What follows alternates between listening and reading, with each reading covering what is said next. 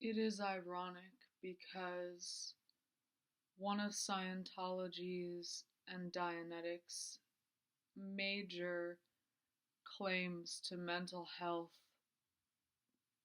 practices is going over traumatic memories again and again until they no longer contain emotional charge.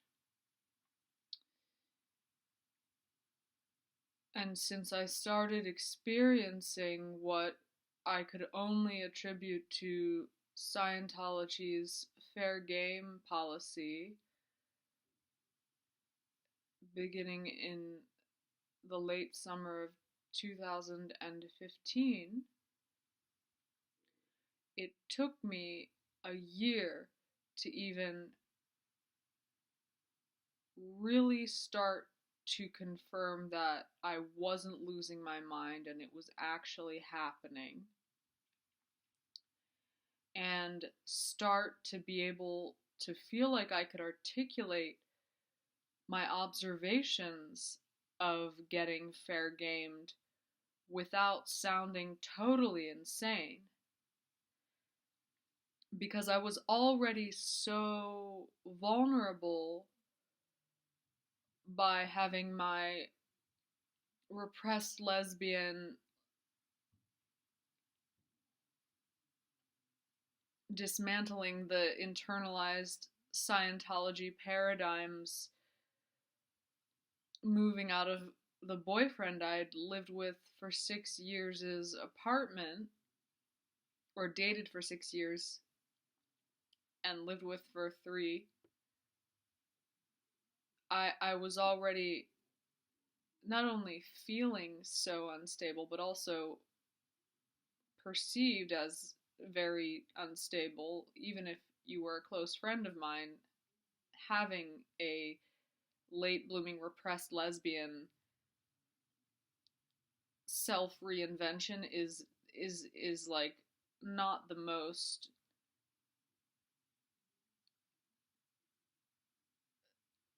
it's a very destabilizing situation to begin with. So when people started appearing at places where I was coincidentally and like referencing private contents of my accounts and devices and Google searches in conversation,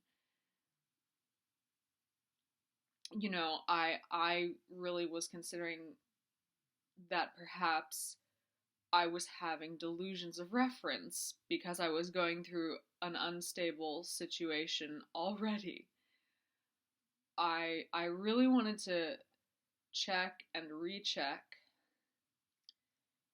that I wasn't going nuts before starting to talk about this. And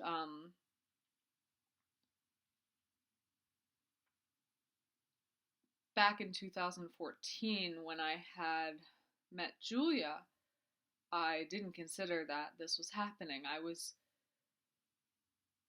basically having this internal queer awakening and also very vulnerable, but very like euphorically discovering myself, and all the synchronicities I was experiencing were like beautiful and amazing to me. And there was one instance on November 11th of 2014 when I went to see one of Julia's shows that perhaps Julia didn't even invite me to on Facebook. Perhaps somebody hacked into Julia's account and invited me so that I would show up and then look like a stalker. But in my mind, Julia was the one who invited me. Like, that is what it said on the Facebook event. And somebody who had been in a show with Julia and I said like, hey, do you want to go to this? But then bailed at the last minute. And then nobody else who had been in the show with us would go with me. And I think maybe that was because they wanted to make me look creepy. The person who bailed on me at the last minute actually was going to see Margaret Atwood at 92nd Street Y, who at the time I didn't know Handmaid's Tale was in the works. I did not know, I didn't know or care like who celebrities who were in Scientology or were. Like, I wasn't even thinking about Scientology or my relationship to it at the time. Not really. I was having like a queer awakening, and then that was hardly informing that very personal, internal, unarticulable experience. I was just reading a lot of queer blogs, but I wasn't thinking about Scientology so much. At that point, not really. I mean, it was in the backdrop, but I wasn't quite. I hadn't read Going Clear yet, or gotten into that by that point.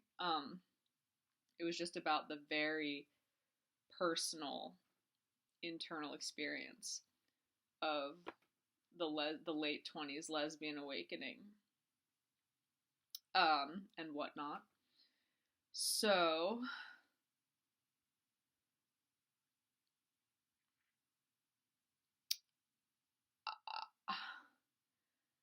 I went to this show of Julia's that perhaps I was invited to on Facebook by a Scientology operative who hacked into Julia's account and invited me and orchestrated people to bail on me at the last minute so that I'd be a creep, with the ultimate goal of honey trapping me a year later and just like totally just shattering me.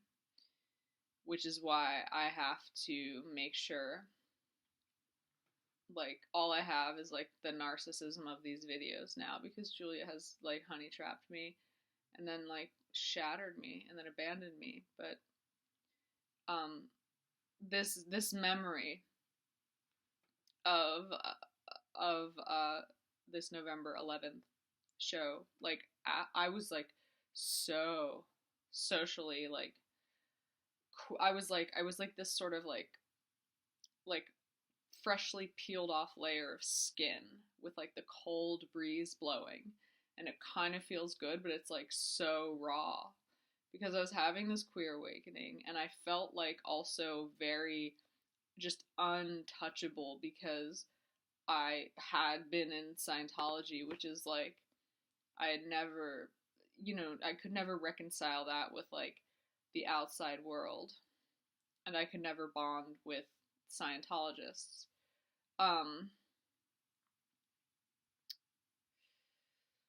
So, and being a Scientologist is not considered, it's so, you can't, like, you can never talk about it anywhere, basically. You either get made fun of, or you're being a bad Scientologist. Like, yeah, so I went to Julia's show that maybe some Scientology ops invited me to, or somebody else hacked into Julia's account, so I would just look like such a fuck creep. And I like quiveringly like tried to act casual and like go like normally, just like say hi to Julia after the show. And then because Julia, who may have just be a full-time honey trap, I really don't know, just like had, because Julia like had another girl who reminded me of what I would be in like a year by the way she approached Julia, I was like, I'm leaving, bye. I didn't say it like that, but I kind of was like, gotta go. Because I already sensed that Julia had this matrix of tactics that Rafael also had when he honey trapped me way like back in 2008. But I didn't know, like, they were probably both trained as honey traps by the same agency or whatever you would call it. And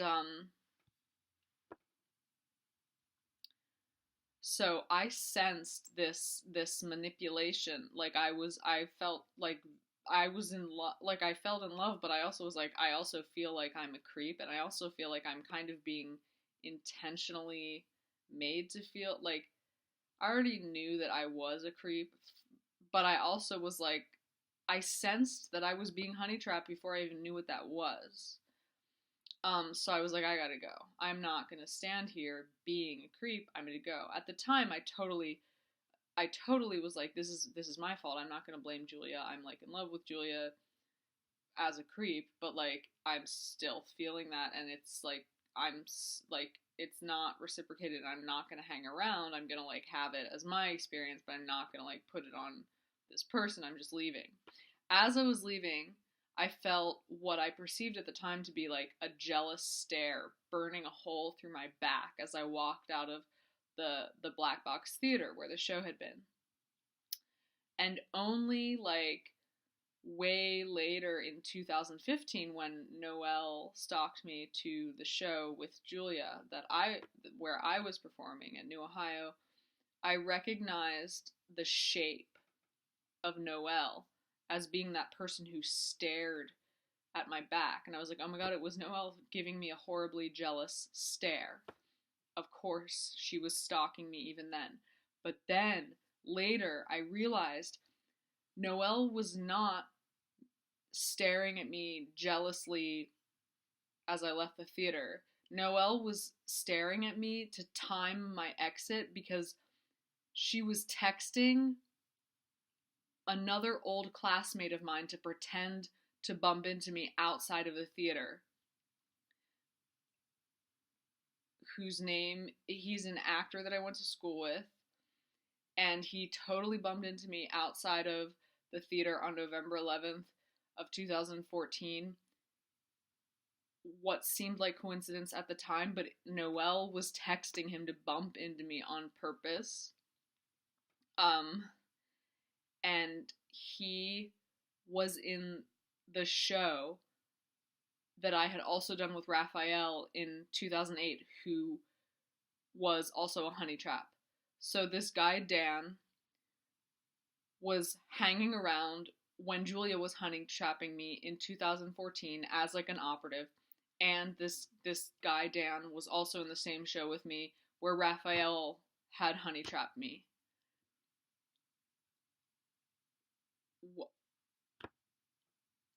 I don't know what to say. Like, who else? Like, I'm just shocked that this guy would be like that he would be dealing with the Office of Special Affairs. I wouldn't have thought that. Maybe he didn't know. Uh, I don't know what to say. So yeah, Julia Honeytrap 2014. Dan was there. Noelle was texting him to pretend to bump into me outside of one of Julia's shows. Rafael Goldstein, Honeytrap 2018. Dan was in that show with me. What's the deal? What do I don't know what I don't know